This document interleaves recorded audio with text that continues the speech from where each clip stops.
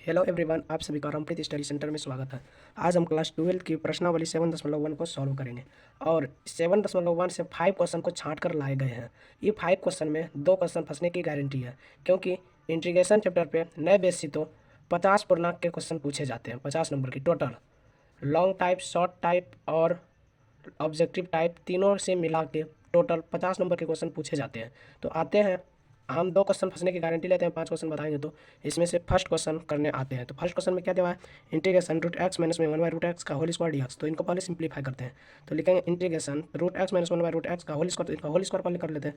तो root x का whole square dx, फिर लिखेंगे प्लस में इंटीग्रेशन 1/√x का होल स्क्वायर dx, फिर लिखेंगे प्लस में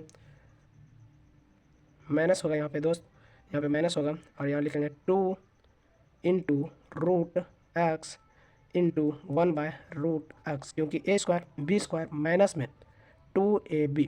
तो रूट एक्स से रूट एक्स कैंसिल हो जाएंगे और यहाँ पे 2 से रूट कैंसिल और 2 से 2 कैंसिल। यहाँ पे देखिए दोस्तों, यहाँ पे इंटीग्रेशन एक्स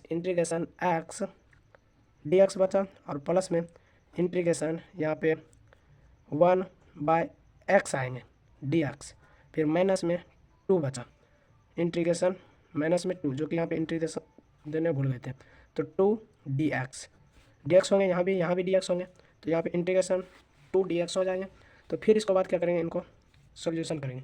तो यहाँ पे इनको देख के पता चलता होगा कि ये एक प्रकार की कांस्टेंट है। तो कांस्टेंट को बाहर किया जाता है। तो यहाँ पे इंटीग्रेशन एक्स dx को हम क्या करेंगे, इंटीग्रेशन एक्स dx को का इंटीग्रेशन पता है दोस्त क्या होता है? इंटीग्रेशन एक्स dx का इसमें पावर जुड़ता है इंटीग्रेशन करने में। तो एक्स पे पावर इस पे 1 है, तो इस पे 1 जुट जाएंगे। तो नीचे भी जितना पावर रहा उसको नीचे में जोड़ दिए जाते हैं। तो फिर प्लस में इंटीग्रेशन इसका कर दिया, फिर इसका इंटीग्रेशन 1/x का इंटीग्रेशन करेंगे कि नहीं? तो 1/x का इंटीग्रेशन आप सभी को पता होगा कि log mod x होते हैं, log mod x होते हैं कि नहीं? फिर यहाँ पे माइनस में, फिर यहाँ पे माइनस, ये 2 तो कांस्टेंट है, तो 2 कांस्टेंट को बाहर करेंगे और यहाँ पे बचा dx। तो dx यानी 1 dx, तो 1 dx यानी dx की इंटीग्रेशन होता है x, यानी कि dx की इंटीग्रेशन होते हैं x। तो यहाँ पे लिखेंगे 2x प्लस में कांस्टेंट तो लिखना ही पड़ेगा, c लिखो या k लिखो, यानी कि कांस्टेंट अपने मन से जो लिखने का मन करे दोस्त वही लिख सकते हो। तो हम सभी का इंटीग्रेशन यही निकल के सॉल्व हो गया। तो आते हैं क्वेश्चन नंबर 2 पे। तो दोस्तों question number 2 most important question और कई बार बोर्ड एग्जाम में पूछे गए हैं। तो इनको सॉल्व कैसे करेंगे? तो सिंपल सी बात, सेक एक्स को सेक एक्स में मल्टीपल करो, फिर सेक एक्स को 10x में मल्टीपल करो। तो करते हैं इंटीग्रेशन, यानी कि आई लिख सकते हैं दोस्तों। मान लिए कि इंटीग्रेशन आई, तो integration I is equal to integration, फिर यहाँ सेक एक्स को सेक एक्स में करेंगे तो सेक एक्स का यानी सेक स्क्वायर एक्स आ जाएंगे। फिर इसको dx कर दिए, अलग अलग कर दिया हम पहले दोस्तों, तो आप सभी को घबराने की बात नहीं है। तो फिर प्लस में इंटीग्रेशन, जब सेक एक्स को हम करेंगे 10x से मल्टीपल तो आ जाएंगे सेक एक्स इंटू 10x आएंगे कि नहीं? तो dx लिख दिए। तो अब देखते हैं सेक स्क्वायर एक्स का इंटीग्रेशन क्या होते हैं? 10x। आप सभी को कोशिश करते हैं कि आप सभी को फॉर्मूला याद कर लिए होंगे सही से, इसलिए हम लिख दिए सेक स्क्वायर एक्स की इंटीग्रेशन 10x होते हैं, प्लस में सेक एक्स इंटू 10x की इंटीग्रेशन होते हैं सेक एक्स।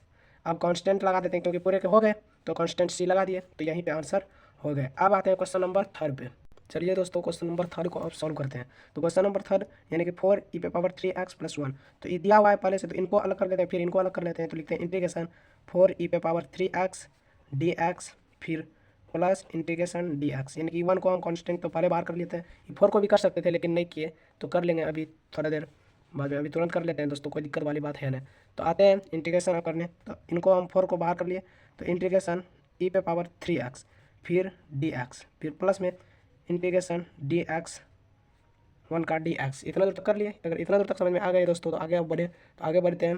तो इनका इंटीग्रेशन करने के लिए कुछ नहीं है दोस्तों, हम जानते हैं कि e⁻x का इंटीग्रेशन क्या होता है? e⁻x ही, तो आप लिख देंगे 4 पहले से था e⁻³ और जो भी पावर में है उसका डिफ्रेंशिएशन यानी अवकलज करना है। क्या करना है? 3x का अवकलज। 3x का अवकलज क्या होता है? 3। तो अपन में लिखेंगे 3, लिख दिया अपन में 3, फिर प्लस था प्लस। तो इंटीग्रेशन dx का इंटीग्रेशन क्या होता है? इंटीग्रेशन dx का क्या होता है? x। तो x लिख देंगे, फिर प्लस में c कांस्टेंट लगा देंगे क्योंकि इंटीग्रेशन कंप्लीट हो गया है। तो यहीं पे आंसर छोड़ देंगे। अब आते हैं क्वेश्चन नंबर 3 पे।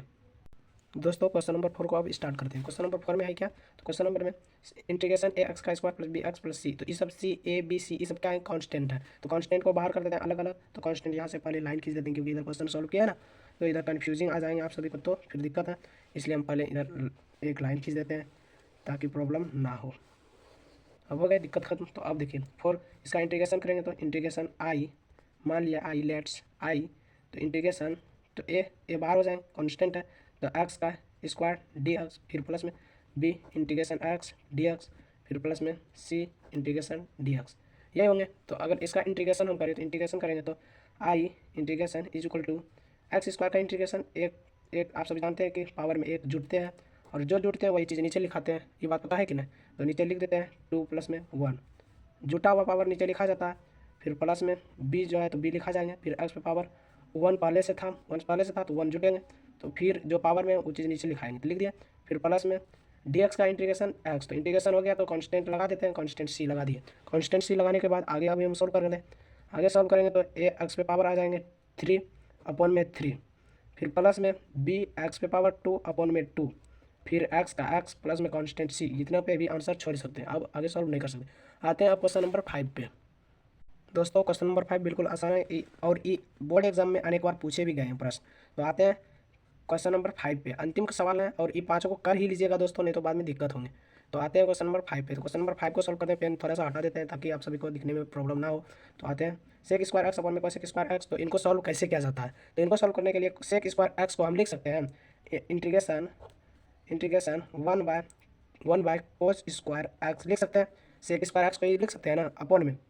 अब हम कोसेक स्क्वायर एक्स को 1 बाय साइन स्क्वायर एक्स लिख सकते हैं, 1 बाय साइन स्क्वायर एक्स, जिसको डी एक्स में हम परिवर्तित कर दिए, तो डी एक्स था तो डी एक्स लिख दिए। अब इसको हम जब डिवाइडेड दिया हुआ है, इनको ये पलटेगा तो साइन स्क्वायर ऊपर जाएगा, कोस स्क्वायर नीचे आ जाएंगे, तो लिखेंगे integration sign square x upon में कोसेक स्क्वायर एक्स आ जाएंगे, ये चीज़ ऊपर चला जाएगा और ये चीज़ नीचे आ जाएंगे, आएंगे कि नहीं। तो लिख देंगे साइन स्क्वायर एक्स और cosec square x d x equal to, अब देखो इतना आ गया डी एक्स। तो अब इसको हम ये चीज़ लिख सकते हैं, integration sign square x upon cosec square x क्या होता है, टेन स्क्वायर एक्स होता है कि नहीं, टेन स्क्वायर एक्स होता है कि नहीं, एकदम बिल्कुल टेन स्क्वायर एक्स होते हैं। तो अब टेन स्क्वायर एक्स का इंटीग्रेशन होता ना है, तो इनको हम दोस्तों क्वेश्चन को ऊपर सॉल्व कर देते हैं ताकि आप सभी को दिक्कत ना हो। तो ऊपर सॉल्व कर देते हैं ताकि दिक्कत नहीं बना रहे, इसलिए हम ऊपर इनको कर देते हैं। देखिएगा दोस्तों इस सब में कन्फ्यूजिंग नहीं होइएगा। तो आते हैं जब इंटीग्रेशन टेन स्क्वायर एक्स का इंटीग्रेशन करेंगे, तो आप सभी को पता होंगे सूत्र वो कि टेन स्क्वायर एक्स बराबर सूत्र क्या होते हैं, टेन स्क्वायर एक्स बराबर सेक स्क्वायर एक्स माइनस 1 है, ये चीज़ होता होगा पता आपको कि टेन स्क्वायर एक्स बराबर सेक स्क्वायर एक्स माइनस 1 होता है। अगर इतना पता है दोस्तों, तो हम टेन स्क्वायर एक्स के स्थान पर ये चीज़ लिख सकते हैं, तो लिख देंगे integration sec square x minus 1, तो सेक स्क्वायर एक्स अब डी एक्स। तो अब इसको हम अलग अलग कर लेते हैं, integration sec square x d x, फिर माइनस में डी एक्स, 1 तो कॉन्स्टेंट है, इनको बाहर कर दिया। सेक स्क्वायर एक्स का इंटीग्रेशन क्या होता है, 10x, सेक स्क्वायर एक्स का इंटीग्रेशन 10x होता है कि नहीं, सेक स्क्वायर एक्स का इंटीग्रेशन 10x, फिर माइनस में dx का इंटीग्रेशन x, और कांस्टेंट इंटीग्रेशन कंप्लीट, तो कांस्टेंट सी आगे। तो यही तो आंसर हो गया दोस्त। तो ये वाला वेरी वेरी इंपॉर्टेंट, ये पांचों प्रश्न जो करवाए दोस्तों, ये पांचों प्रश्न को छोड़ना ना है, छोड़िएगा तो बाद में बहुत सारे पछताएंगे। तो इसलिए हम कहते हैं दोस्तों, आप सभी को जितने से जितने दोस्तों को भेज कर ये सपोर्ट दे के इस चैनल को इम्पोर्टेंट बना सके, और कोशिश कीजिएगा कि ये पांचों क्वेश्चन को हम आराम से सॉल्व कर लेंगे। तब तक के लिए बाय।